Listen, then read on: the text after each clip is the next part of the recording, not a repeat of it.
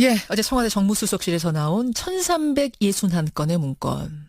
이 내용들을 지금 하나하나 분석 중인데요. 지금까지 분석한 걸로는 삼성과 관련된 내용, 또 문학의 블랙리스트 관련된 내용, 뭐 이런 적법하지 않은 내용들이 담겨져 있다 그럽니다. 민정수석실에 이어서 정무수석실에서까지 이런 문건들이 줄줄이 나오면서 결국 이 국정농단은 윗선의 지시에 의해서 청와대 각 부처가 조직적으로 유기적으로 움직인 게 아닌가 점점 더 의심을 하게 되지요. 검사 출신 더불어민주당 백혜련 의원 연결을 해보겠습니다. 백 의원님 안녕하세요. 예, 안녕하세요. 민정수석실 캐비넷에 300여 건 보고도 놀랐는데 이번에 정무수석실은 훨씬 더 많네요. 그렇습니다. 1361건이나 되죠. 그러니까요. 네. 이 문건이 만들어진 시기에 대해서 청와대가 발표를 했는데 보니까 현기환 수석 때부터 김정원 수석 거쳐서 조윤선 수석 시절까지의 문건이다. 맞지요? 네, 맞습니다. 예. 네. 지금 뭐 전체 내용을 이게 청와대 문건이기 때문에 다 공개는 못합니다만 청와대 얘기를 들어보면 삼성 문건 있습니다. 문학의 블랙리스트 문건 있습니다. 뭐 이렇게 확인을 해줬네요. 네, 그렇습니다. 제목 정도로 한마디로 확인을 해준 상태죠. 예. 네. 아니 근데 블랙리스트 문건이야 그렇다 치더라도 삼성 관련된 문건은 어떻게 이게 경제수석실이 아니라 정무수석실에서 나옵니까? 그러니까 지금 이 삼성 물건이 또 어디서 사실 저는 나올지 모른다고 보는데요. 총체적으로 모든 그 수석실에서 이 문제가 한 가지가 삼성에 관련된 문제가 한 가지가 아닌 거 아닌가? 여러 가지 부서가 사실 관여 있는 부분들입니다. 그러니까 예. 민정수석실이라는 부분은 법률적인 검토라든지 검증의 문제로 접근할 수 있는 부분이고요.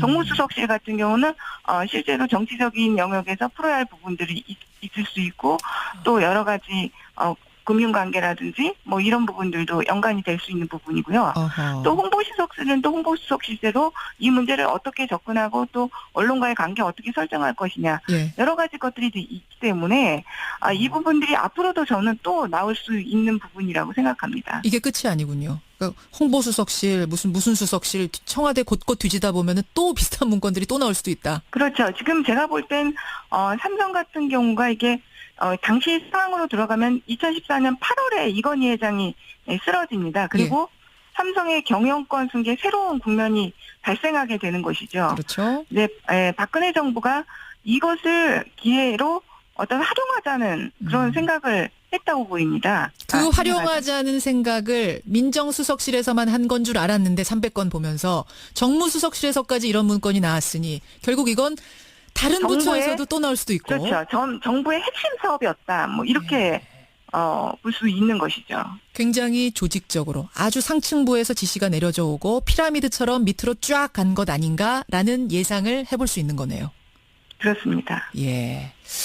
어제 나온 문건 내용 조금 더 분석해 보겠습니다. 방금 말씀드린 삼성 문건, 문학의 블랙리스트 문건 있고 언론 활용 방안 문건도 있다. 이렇게 발표를 했어요. 이거 뭘까요? 지금 구체적인 내용은 확인은 되지 않지만 청와대 관계자 발언에 따르면 여러 현안에 대한 여러 방송사들의 이름이 적혀 있었다는 것 아닙니까? 그래서 예로 든 것이 누리과정입니다. 누리과정에 대해서 2015년 3월에 굉장히 문제가 될 때 유치원. 어떤 언론사를 통해서 한마디로 이것을 홍보를 하고 이런 부분들이 있었던 것으로 보입니다. 그러니까 예. 그 민정수석실에 발견된 메모에 의하면 정권 비협조 언론사에 대해서는 어떤 식으로 법적 대응을 하고 또 협조적인 언론사에 대해서는 적극적으로 여론 형성에 활용하는 그런 방안들이 있었다는 거 아닙니까? 여론 조작의 흔적이라고 할 수 있네요. 그럼 이 문건들이? 여론 조작의 흔적이기도 하고 예. 또 반대하는 여론에 대해서는 또 대처 방법 그러네요. 이런 것들도 같이 포함되어 있을 가능성이 저는 크다고 봅니다. 예, 예. 선거 관련 지시사항도 들어있다. 이게 청와대 발표인데 이건 또 구체적으로 무슨 얘기일까요? 선거 관련 지시사항도 이거 유추를 해볼 수 있을 것 같은데요. 안종범 전 수석 수첩에 보면 2016년 4.13 총선 당시 야당원 낙선운동을 지시한 내용이 있었습니다. 이미 안종범 수첩에 드러난 게 있죠. 예. 그렇죠. 그러니까 마찬가지로 이 문건들도 그와 비슷한 내용이 있었을 것이라고 봅니다. 사실 문건이 지금 2015년 3월부터 2016년 11월 1일까지라고 한다면 예. 2016년 4월에 총선이 있었지 않았습니까? 그렇죠. 예. 그렇기 때문에 비판적인 야당 의원들에 대한 그런 선거 개입이라든지 이런 부분들이 충분히 그런 지시사항 이런 것들이 있었을 가능성이 크다고 보이고요. 더 나아가서는 또 청와대 여당 공천 문제 뭐 이런 것들도 있을 수도 있다. 이런 생각이 듭니다. 그러면요, 백 의원님. 이거는 이제 네. 삼성이니 블랙리스트니 이런 국정농단하고는 별개로 검찰 수사가 또 필요한 혐의가 새로 드러나는 거 아니에요? 그렇죠. 이게 직권남용 부분과 관련해서도 더 드러날 수 있고 공직선거법 위반 사항이 될 수도 있는 부분들이고요. 그러니까요. 예.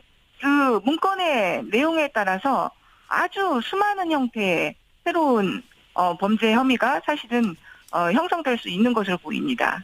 이게 지금 국정농단 사건의 증거로 채택되려면 이 또 범죄의 혐의를 어떤 소명하는 증거로 채택되려면 작성자하고 의도가 뭔가 이게 분명히 드러나야 된다면서요. 그렇습니다. 예. 근데 이 작성자를 어떻게 찾아내는가 저는 좀 그 걱정을 했더니 당시 재임한 사람들 명단 뻔하다. 이거 조사 열심히 하면 금방 찾아낸다 이런 얘기도 있더라고요. 지금 그 민정수석실에서 발견된 자료와 지금 정무수석실에서 발견된 자료가 좀 다를 수 있을 것 같습니다. 지금 정무수석실에서 발견된 자료 같은 경우는 예. 구체적인 지금 이미 그 홍남기 실장 같은 경우가 수석비서관에 의해서 254건은 본인이 정리한 것이라고 밝혔지 않습니까? 예. 네, 밝혔습니다. 지금 네, 인터뷰에서. 그래요. 네, 일부는 이 기록이 그러니까 그 청와대 기획비서관 재임 시절에 수석비서관 회의를 할 경우에 실장이 주도하는 비서실장이 주도하는 수석비서관 회의를 할 경우에 속기사가 없기 때문에 기획비서관이 회의에 정리를 한다고 합니다. 그런 문서들 같은 경우는 지금 작성자가 분명하고 이미 그렇죠. 작성자가 분명한 문서들이 되겠죠. 그런 건 아니더라도 당시 근무했던 사람들 조사해 보면 뭐 작성자 찾는 건 그리 어렵지 않을 거다. 민정수석실이든 정무수석실이든. 그렇습니다. 그리고 뭐 메모 같은 경우는 필적 감정을 그렇죠. 통해서 또 특정을 할 수가 있는 부분이기 때문에 그 부분들은 지금 그렇게 어려운 부분은 아니라고 보여집니다. 물론 지금 문건의 내용까지 우리가 정확히는 모르기 때문에 단정은 못합니다만 이게 만약 증거로 채택이 된다면 백혜련 의원 추정하시기에는 국정농단 재판에 어느 정도나 영향을 끼칠 걸로 보세요? 굉장한 영향을 미칠 수 있는 증거 기록이라고 볼 수 있겠죠. 안종범 전 수석 같은 업무 수첩 같은 경우는 박 전 당대표한테 직접 지시받은 내용을 기재한 것이긴 하지만 아주 공식적인 문서로 볼 수는 좀 어려운 부분 아닙니까? 개인 수첩이니까. 근데 이번 문건 같은 경우는 수석비서관 회의 문건이고 정무수석실의 공식 문건으로 지금 보입니다. 그렇기 때문에 청와대 내부의 여러 조직이 범죄를 사전에 기획했다는 합리적인 의심이 가능하고 이것을 입증할 수 있는 그런 증거가 될 수 있기 때문에 굉장히 이 국정농단 사건과 관련해서 많은 의미를 줄 수 있는 문건들로 보입니다. 안종범 수석의 수첩, 사실 우리 구수첩도 굉장히 귀한 증거라고 했었는데 그것을 훨씬 뛰어넘는 가치가 있는 증거들이 지금 나온 거다 이 말씀. 네, 그렇게 볼 수가 있는 것이죠. 근데 지금 청취자 6948님도 질문 주셨습니다만 아니 근데 이렇게 많은 문건들이 어떻게 여태 그렇게 남아있을 수가 있느냐. 박근혜 정부가 흔적 하나도 안 남기고 가려고 엄청나게 공들였다는 거 우리가 다 알고 있고 또 압수수색 안 받으려고 얼마나 저항했는지 우리 국민이 다 알고 있는데 그 와중에 이렇게 놓고 갔다는 게 이해가 안 간다. 어떻게 생각하세요? 그렇습니다. 저도 이 문제에 대해서 제가 사실 올 3월 초에도 박근혜 정부가 청와대가 국정농단 사건이 불거진 작년 9월부터 올해 초까지 문서 파쇄기 26대를 구매했다고 파쇄기 공개한 문서 파쇄기 공개한 바가 있습니다. 그 정도로 박근혜 정부에서 광범위한 증거 한마디로 인멸 행위가 일어난 것으로 보입니다. 그러니까요. 그럼에도 불구하고 이런 자료들이 나타난 것은 저는 박근혜 정부가 총체적으로 엉망이었다는 것을 반증하는 것이라고 봅니다.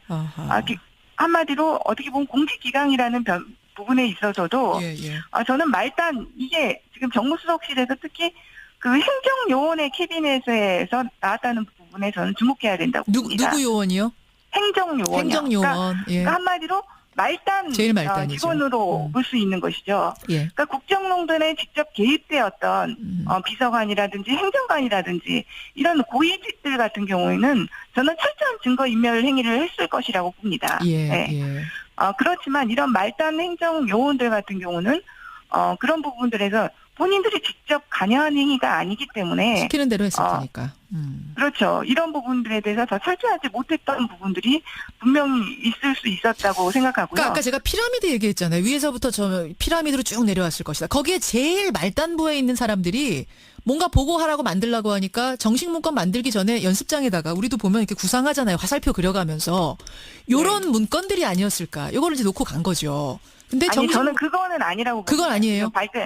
이거 지금 아까도 말씀드렸지만 예. 수석 비서관 회의 문건 이런 것들이 나왔다는 거 아닙니까? 예, 그 문건에는 그 자리에는 이런 행정요원들이 참석할 수는 없습니다. 제가 볼 때는 그런 문건들이 작성이 되고 사본을 복사하는 과정, 예. 서로 돌려보는 과정, 다른 부서에 전달하는 과정, 이런 과정들 속에서 행정요원 손에 들어가고. 그렇죠. 이런 문건들도 정확하게 사본이 몇 부가 복사되고 예. 어느 부서는 어디로 가야 되고 이런 것들이 정확히 체크가 돼야 되는데 예. 박근혜 정부는 저는 그런 부분들이 그런 전혀 의미로. 제대로 관리가 되지 않았다고 봅니다. 작성자는 윗사람인데 그걸 이제 나르고 복사하고 뭐 이렇게 하는 사이에 행정요원들이 그냥 창고에 뒀던 거. 요런 게 놓고 가지고 그런 가능성이 흘려진 거 저는 아닌가. 이쪽으로 보세요. 크다고 지금 보여집니다. 예, 실제로는. 여기까지 일단 우리 파악하고 또 문건 나오면 또 한번 다뤄보겠습니다. 백 의원님 고맙습니다.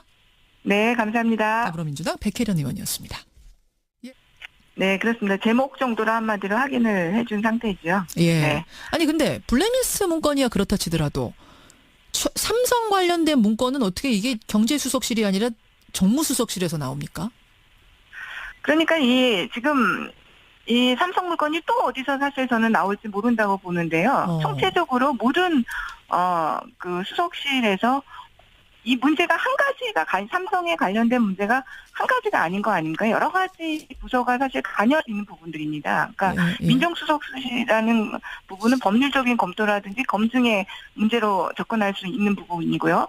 정무수석실 같은 경우는 실제로 정치적인 영역에서 풀어야 할 부분들이 있을 수 있고 또 여러 가지 금융관계라든지 뭐 이런 부분들도 연관이 될 수 있는 부분이고요. 어허. 또 홍보수석실은 또 홍보수석실대로 이 문제를 어떻게 접근하고 또 언론과의 관계 어떻게 설정할 것이냐 예. 여러 가지 것들이 있기 때문에 이 부분들이 앞으로도 저는 또 나올 수 있는 부분이라고 생각합니다. 이게 끝이 아니군요. 그러니까 홍보수석실 무슨 수석실 청와대 곳곳 뒤지다 보면은 또 비슷한 문건들이 또 나올 수도 있다. 그렇죠. 지금 제가 볼 땐 삼성 같은 경우가 이게 당시 상황으로 들어가면 2014년 8월에 이건희 회장이 쓰러집니다. 그리고 삼성의 경영권 승계 새로운 국면이 발생하게 되는 것이죠. 그렇죠. 네, 박근혜 정부가 이것을 기회로 활용하자는 그런 생각을 했다고 보입니다. 그 활용하자는 생각을 민정수석실에서만 한 건 줄 알았는데 300건 보면서 정무수석실에서까지 이런 문건이 나왔으니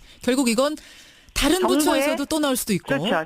정부의 핵심 사업이었다. 뭐 이렇게 볼 수 있는 것이죠. 굉장히 조직적으로 아주 상층부에서 지시가 내려져 오고 피라미드처럼 밑으로 쫙 간 것 아닌가라는 예상을 해볼 수 있는 거네요. 그렇습니다. 예. 어제 나온 문건 내용 조금 더 분석해 보겠습니다. 방금 말씀드린 삼성 문건, 문학의 블랙리스트 문건 있고 언론 활용 방안 문건도 있다. 이렇게 발표를 했어요. 이거 뭘까요? 지금 구체적인 내용은 확인은 되지 않지만 청와대 관계자 발언에 따르면 현안에 대한 여러 방송사들의 이름이 적혀 있었다는 것 아닙니까? 그래서 예로 든 것이 누리과정입니다. 누리과정에 대해서 2015년 3월에 굉장히 문제가 될 때 어떤 언론사를 통해서 한마디로 이것을 홍보를 하고 이런 부분들이 있었던 것으로 보입니다. 그러니까 그 민정수석실에 발견된 메모에 의하면 정권 비협조 언론사에 대해서는 어떤 식으로 법적 대응을 하고 또 협조적인 언론사에 대해서는 적극적으로 여론 형성에 활용하는 그런 방안들이 있었다는 거 아닙니까? 여론 조작의 흔적이라고 할 수 있네요. 그럼 이 문건들이? 여론 조작의 흔적이기도 하고 예. 또 반대하는 여론에 대해서는 또 대처 방법 그러네요. 이런 것들도 같이 포함되어 있을 가능성이 저는 크다고 봅니다. 예, 예. 선거 관련 지시사항도 들어있다. 이게 청와대 발표인데 이건 또 구체적으로 무슨 얘기일까요? 선거 관련 지시사항도 이거 유추를 해볼 수 있을 것 같은데요. 안종범 전 수석 수첩에 보면 2016년 4.13 총선 당시 야당원 낙선운동을 지시한 내용이 있었습니다. 이미 안종범 수첩에 드러난 게 있죠. 예, 어제 청와대 정무수석실에서 나온 1361건의 문건. 이 내용들을 지금 하나하나 분석 중인데요. 지금까지 분석한 걸로는 삼성과 관련된 내용, 또 문학의 블랙리스트 관련된 내용, 뭐 이런 적법하지 않은 내용들이 담겨져 있다 그럽니다. 민정수석실에 이어서 정무수석실에서까지 이런 문건들이 줄줄이 나오면서 결국 이 국정농단은 윗선의 지시에 의해서 청와대 각 부처가 조직적으로, 유기적으로 움직인 게 아닌가 점점 더 의심을 하게 되지요. 검사 출신 더불어민주당 백혜련 의원 연결을 해보겠습니다. 백 의원님 안녕하세요. 예, 안녕하세요. 민정수석실 캐비넷에 300여 건 보고도 놀랐는데 이번에 정무수석실은 훨씬 더 많네요. 그렇습니다. 1361건이나 되죠. 그러니까요. 네. 이 문건이 만들어진 시기에 대해서 청와대가 발표를 했는데 보니까 현기환 수석 때부터 김정원 수석 거쳐서 조윤선 수석 시절까지의 문건이다. 맞지요? 네, 맞습니다. 예. 네. 지금 뭐 전체 내용을 이게 청와대 문건이기 때문에 다 공개는 못합니다만 청와대 얘기를 들어보면 삼성 문건 있습니다. 문학의 블랙리스트 문건 있습니다. 뭐 이렇게 확인을 해줬네요. 그렇죠? 예. 그렇죠. 그러니까 마찬가지로 이 문건들도 그와 비슷한 내용이 있었을 것이라고 봅니다. 사실 문건이 지금 2015년 3월부터 2016년 11월 1일까지라고 한다면 예. 2016년 4월에 총선이 있었지 않았습니까? 그렇죠. 예. 그렇기 때문에 비판적인 야당 의원들에 대한 그런 선거 개입이라든지 이런 부분들이 충분히 그런 지시사항 이런 것들이 있었을 가능성이 크다고 보이고요. 더 나아가서는 또 청와대 여당 공천 문제 뭐 이런 것들도 있을 수도 있다. 이런 생각이 듭니다. 그러면요, 백 의원님. 이거는 이제 삼성이니 블랙리스트니 이런 국정농단하고는 별개로 검찰 수사가 또 필요한 혐의가 새로 드러나는 거 아니에요? 그렇죠. 이게 직권남용 부분과 관련해서도 더 드러날 수 있고 공직선거법 위반 사항이 될 수도 있는 부분들이고요. 그러니까요. 예. 그 문건의 내용에 따라서 아주 수많은 형태의 새로운 범죄 혐의가 사실은 형성될 수 있는 것으로 보입니다. 이게 지금 국정농단 사건의 증거로